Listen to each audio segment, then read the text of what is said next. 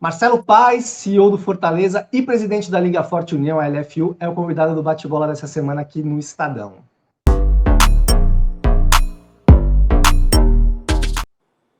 Marcelo, prazer falar contigo, para a gente poder falar um pouquinho do Fortaleza, mas também da LFU, que é um tema bastante importante, principalmente depois do final do Brasileiro e a gente entender um pouquinho quando foi o ganho dos clubes, né? Nesse primeiro ano aí dos novos contatos de dia de transmissão. Mas eu vou começar te perguntando do Fortaleza, Marcelo. O Fortaleza vai jogar a Série B agora em 2026. Eu queria saber de você, qual foi a tua análise, né, enfim, o que você acha que deu de errado, o que você teria feito diferente nessa campanha de 2025? Bem, de fato, nós tivemos um ano todo ruim, não foi só a Série A, né? As primeiras competições do ano já com rendimento abaixo do esperado, tanto rendimento como resultado. A única competição em que a gente meio que cumpriu a meta foi a Libertadores, em que a gente passou de fase, chegou nas oitavas de final, essa era a meta, né? As demais, todas abaixo, Copa do Brasil, Copa do Nordeste, Campeonato Estadual e a Série A principalmente. É difícil assim a gente estabelecer o que faria de diferente, mas certamente erramos. Isso aí é inegável, se a gente não conseguiu cumprir o objetivo, diferente do que tínhamos conseguido com louvor nos últimos muitos anos, né? Houve erros. A gente terminou, é bom a gente puxar um pouco para trás, terminamos 2024 no quarto lugar do Brasil, uma campanha excelente, 68 pontos. A maior campanha de um clube nordestino na Série A, pontuação, ninguém nunca bateu isso. E aí a gente buscou seguir a receita, que é manter comissão técnica, manter o elenco, melhorar a logística, passamos a ter voo fretado, melhoramos a disponibilidade em hotéis, quartos individuais para os jogadores, que até o ano anterior eram quartos duplos, prática que muitos clubes já fazem o quarto individual, salário em dia, premiação. Buscamos manter tudo e melhorar essa questão de logística.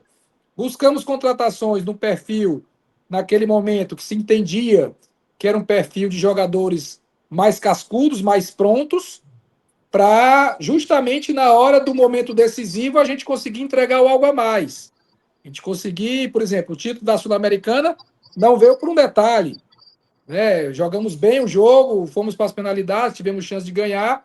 Então a gente imaginou, pô, se a gente tivesse aqui mais um ou dois mais experientes, mais acostumados a decidir, nesse momento vai fazer a diferença.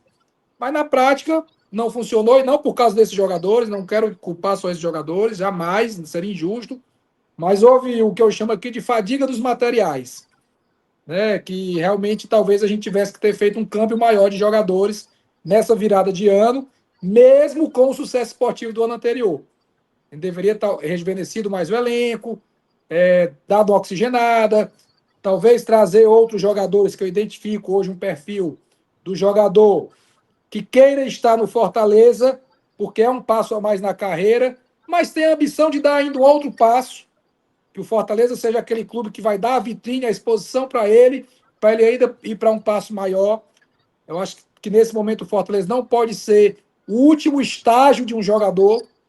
Na hora que o Fortaleza é o último estágio, de repente pode ter uma queda de rendimento, pode ter um pouco mais de acomodação. Então é importante ter aquela cenourinha na frente para galgar algo a mais. Então faria diferente isso também. Né? E tentamos, ao longo do ano, refizemos o time, trocamos o pneu com o carro andando, foram 3 contratações, mudança de comissão técnica e lutamos até o final, lutamos de pé, né? Passamos 9 jogos sem perder, uma campanha de recuperação excelente, 4 vitórias seguidas. Eu tenho dito aqui o seguinte: nenhum time pode ser ruim se ele passa 9 jogos sem perder na Série A. É impossível. Se você passa 9 jogos sem perder, o time tem qualidade. E o Palermo conseguiu tirar essa qualidade no período que esteve aqui. Mas Não deu para ele, infelizmente não foi o suficiente. não deu Hein? para ele ficar mesmo para a Série B, Marcelo? O Não, Palermo não teve como. ele optou por não ficar, né? Nós fizemos o convite, nós convidamos ele para ficar, mas ele fez uma opção que eu respeito, uma opção legítima, honesta, verdadeira, rápida, não nos deixou esperando, não nos deixou, digamos, perdendo tempo. E fica aqui o carinho e a gratidão de um grande profissional que eu acredito que o Fortaleza também fez bem para a carreira dele, né? Gerou no mercado brasileiro, né, um impacto muito positivo do que ele fez aqui. E as minhas palavras são de gratidão e reconhecimento pela qualidade dele e da comissão técnica dele. Às vezes a gente fala só do treinador, só do que aparece mais, mas o corpo técnico dele é muito competente. A saída do Vojvoda, você acha que foi um erro ali, Marcelo, naquele momento? Ou você acha que não, Não, realmente não acho que era foi o um que erro, merecia? não acho. E não falo isso por questão de não querer assumir. Na verdade, as responsabilidades são minhas, mas já não tinha um rendimento que nós queríamos, e ele sabia disso. Ele sabia disso. Quando ele foi demitido, teve um membro da comissão técnica dele que me disse assim: eu pensei que a gente ia ser demitido depois da eliminação para o Retrô da Copa do Brasil. E nós fomos eliminados para o Retrô em 2 jogos. 2 jogos. Quer dizer, tinha tudo para o Fortaleza passar, né, com todo respeito ao Retrô, mas a nossa folha é muito maior, estrutura, decidimos em casa e fomos eliminados. Aqui nos custou dinheiro, nos custou pontos do ranking, né, nos custou paz, né, porque a torcida veio cobrar com razão. Então já havia realmente uma queda de rendimento. Não havia desgaste pessoal, não havia baixa intensidade. O Vojvoda trabalhou no limite dele, junto com a comissão técnica, tentando resolver os problemas que já se mostravam desde o começo do ano. A gente perdeu para o Altos, do Piauí, a gente perdeu para o Souza, a gente perdeu para o CRB em casa, a gente classificou em quarto na Copa do Nordeste, a gente foi eliminado pelo Retrô, a gente levou de 5-0 do Flamengo, de 3-0 do Racing Cá, de 3-0 do Vasco. Então, eu acho que tinham motivos suficientes, né, para uma mudança, com todo o respeito à história do maior treinador da história do Fortaleza, que é o Vojvoda, mas ele mesmo entendeu. Ele mesmo entendeu que era o momento, né, de fazer a mudança e a comissão técnica entendeu, permanece a amizade, o respeito, mas era algo que precisava ser feito. Marcelo, você recebeu bastante críticas, né, durante o ano, até o que é natural, porque você é o executivo principal, né, do Fortaleza. Mas quando foi anunciada a tua permanência para o ano que vem, o próprio Fortaleza anunciou que você vai ter um corte, né, salarial para se adequar a essa nova realidade de Série B. E acho que depois da apresentação do Carpini, né, do Thiago Carpini, que vai ser que é o novo treinador, você também falou que durante a Série A você já tinha feito um corte salarial também, acho que para ajustes ali, para poder talvez reforçar o elenco. Queria que você falasse um pouquinho sobre isso, né, sobre esse corte que teve no meio da Série A, por que aconteceu, e essa nova realidade do Fortaleza para 2026, financeira também. Bem, durante o ano, devido à má performance esportiva, o Fortaleza deixou de arrecadar muito dinheiro. Perdemos dinheiro com bilheteria, perdemos dinheiro com sócio-torcedor que caiu, perdemos dinheiro com eliminação precoce de Copa do Brasil, com eliminação precoce de Copa do Nordeste. A baixa bilheteria reflete em menor arrecadação de bares e estacionamentos. Então a gente tinha uma previsão orçamentária que ela não foi cumprida porque o resultado esportivo não veio. Então a gente já iniciou a fazer alguns cortes durante o ano, por uma questão de responsabilidade com o clube. E eu, para dar o exemplo, cortei parte do meu salário. Eu digo, eu preciso ser um exemplo. Né? Se a gente quer cortes aqui como um todo, não pode cortar num canto e o meu salário permanecer igual. Então eu procurei o conselho de administração disso. Vocês podem cortar aqui parte do meu salário que eu quero dar o exemplo a todo mundo. E esse exemplo foi seguido por algumas pessoas do clube, alguns diretores também diminuíram a sua remuneração, né? Como uma forma de mostrar que a gente estava envolvido no projeto, não ali por uma questão financeira. E ao não ficar na Série A, naturalmente o orçamento cai significativamente, de 50% a 60%, e eu optei por renegociar também o meu contrato dentro de uma realidade da Série B, porque o trabalho no Fortaleza, eu sou um profissional de mercado hoje, embora só tenha trabalhado no Fortaleza, mas me considero um profissional de mercado, mas eu tinha que dar esse exemplo novamente e me adequar à realidade do clube, não podia manter um contrato de Série A numa Série B. Então foi isso que foi feito, né, com convicção, com segurança e mostrando para todo mundo que é algo que a gente é profissional, a gente tem esse trabalho, mas também tem o amor ao clube, o respeito e a compreensão do momento do clube. Pensando em 2026, Marcelo, o Carpini, por que a opção pelo Carpini?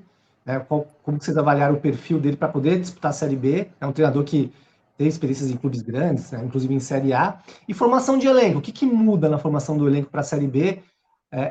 Como que você pretende?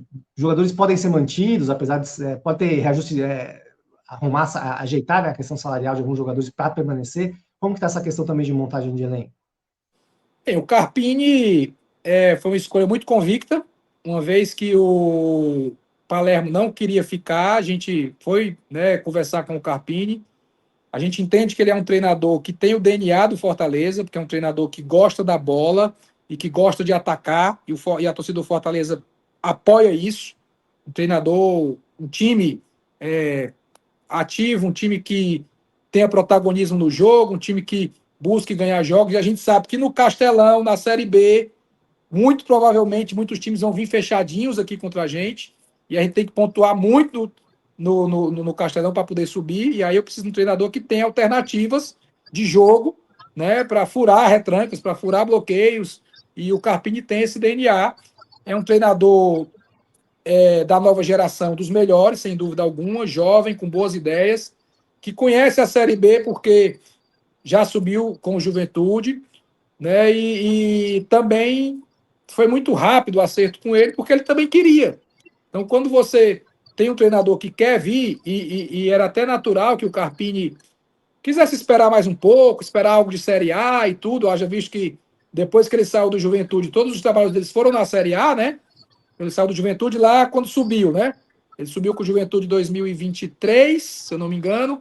Aí foi para o São Paulo, depois para o Vitória e voltou para o Juventude na Série A. Então ele só fez Série A depois que saiu do Juventude. Então talvez ele pudesse, não, vou esperar um pouco mais, já deu um passo para a Série A. E ele não, ele de imediato disse, não, é o Fortaleza. Então eu quero ir para o projeto, então isso também pesou.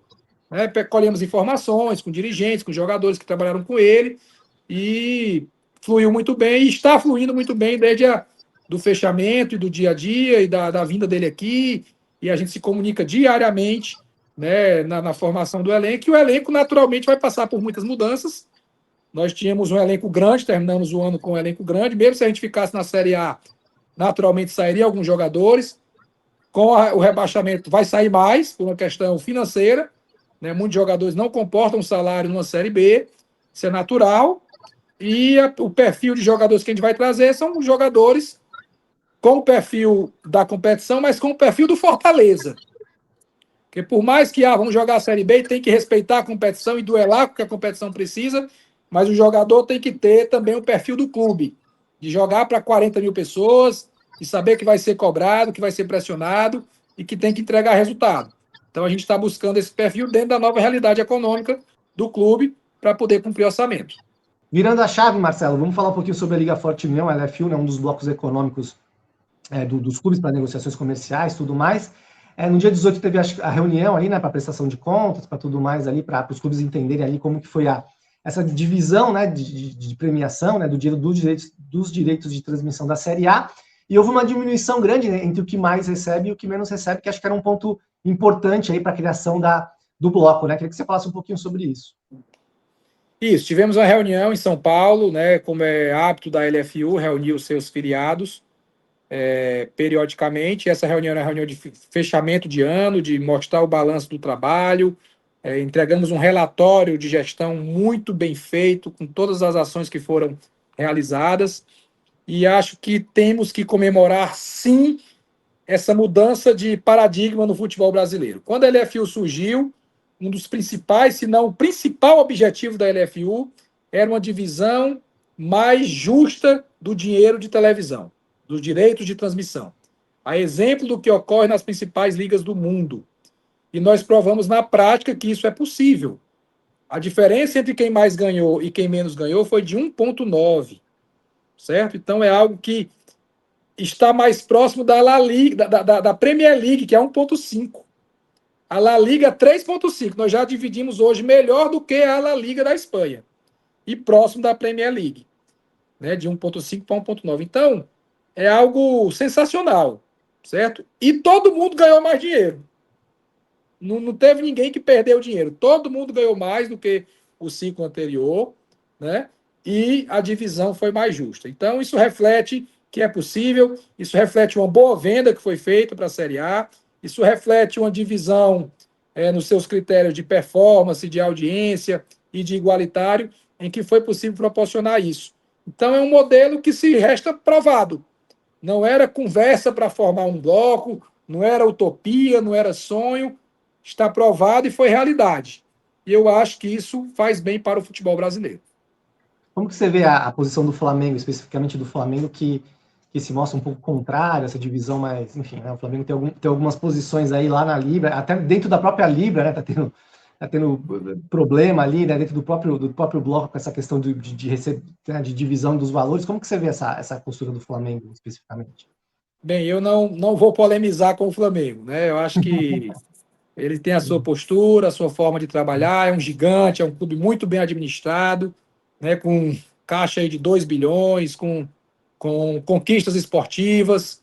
E então eu não acho saudável eu aqui nesse momento polemizar, cada um tem a sua postura, né? Agora aqui na LFU a gente tem feito um trabalho que tem harmonia. A LFU é uma entidade harmônica, é uma entidade em que todo mundo participa, em que todo mundo tem voz, tem opinião. Discordamos também temos probleminhas internos que a gente discorda ali, é natural, faz parte. Eu digo que quando todo mundo pensa igual, ninguém está pensando. Então é importante pensar diferente, discordar, mas sempre pensando no coletivo, e é isso que a gente vem fazendo dentro da LFU. Mas alguns clubes da Libra já até conversaram, né, com a LFU para migrar. Vou citar dois que já é público, né, já foi divulgado, até pelos próprios dirigentes desses clubes, Vitória e Atlético Mineiro. Eu acho que, não sei se já concretizou, Marcelo, essas migrações, isso para o próximo ciclo, né, pensando a partir Vai ali. ser. Tem uma concretização, mas só para o próximo ciclo. Eles continuam nesse ciclo recebendo no atual contrato e já está afirmado que para o próximo ciclo, que é a partir de 2030, eles estarão negociando dentro da LFU. E aí são posturas individuais. Eles entenderam que era melhor sair da Libra e vir para a LFU. E não cabe a mim aqui querer dizer os porquês. Eu acho que quem pode dizer são eles. O que eu posso falar é que eles são muito bem-vindos. São dois clubes enormes, clubes de tradição, clubes que têm afinidade com o nosso bloco e que fizeram essa transição. O Fortaleza vai jogar a Série B agora em 2026. E como que você avaliou a venda dos direitos da Série B, de transmissão da Série B, que foi uma venda até feita em conjunto, né, entre Libra e LFU, né, foi até uma negociação entre os dois blocos negociando junto, mas a gente soube também que alguns clubes da Série B que jogaram a Série B em 2025 não ficaram tão satisfeitos com os valores, até foram lá na CBF para conversar e tudo mais. Como que você viu a venda da Série B específica, que até afeta, entre aspas, o Fortaleza, né, agora em 2026? A Série B tem espaço para melhorar, certo? A gente tem que voltar isso mais atrás, em que teve um momento em que a Série B foi vendida dentro da CBF com uma empresa e essa venda não foi tão bem realizada, tanto é que a CBF pegou de volta esses direitos e depois entregou para a gente poder vender. E aí houve um descasamento da venda da Série A com a venda da Série B. Primeiro se vendeu a Série A e depois foi se vender a Série B em função desse problema. Em função desse problema, porque tinha lá questão jurídica, né? Onde é que está o contrato, o que é que o contrato diz, vai ter multa, não vai ter multa, e o tempo passando e a Série A precisando vender. Então houve um descasamento. Esse descasamento, infelizmente, causou aí uma venda que ficou abaixo do que se esperava, porém, dentro da LFU, nós tiramos 40 milhões de reais do que era da Série A para dar para a Série B nesse ano. Então Já foi esse ano, já 2025. em 26, em 25, nesse ano de 25. Nós somos solidários à questão, entendendo que é um bloco, que é um grupo, e repassamos uma parte do valor para equilibrar mais. Porém, é um ciclo de 3 anos que sim, pode ser melhor negociado, pode ser melhor rentabilizado, e o ideal é que a gente faça, na venda do próximo ciclo, a união da venda no mesmo período, Série A e Série B. E tem um outro dispositivo dentro da LFU, que esse dispositivo só passa a valer a partir de 2027, que é 85-15. O que é 85-15? De tudo que se arrecadar entre Série A e Série B, 85 fica na A, 15 fica na B. Isso é mais do que o que se paga na La Liga, na Premier League, na Bundesliga, na Liga Francesa, que costuma pagar 8, 9 para os clubes de Série B. E a gente vai pagar 15. Então a LFU já tem essa previsão desde o seu nascimento. Porém, só começa a valer a partir de 2027, porque houve esse descasamento aí nesse contrato anterior, que não foi uma venda ideal, tanto é que foi devolvido, né? E aí gerou esse problema que a gente está aqui sempre buscando equacionar. Agradecer, Marcelo, obrigado pelo papo. Antivéspera de Natal, aqui a gente conversando aqui. E o bom 2026 para Fortaleza aí, né? Fortaleza retorne para a Série A. Muito obrigado pelo espaço, pela oportunidade. Desejo um ótimo Natal a todos vocês, a você, Marcel, em especial, todo mundo do Estadão. E que o que você falou realize, que o Fortaleza possa voltar para a Série A, né, muito em breve. Abraço, pessoal.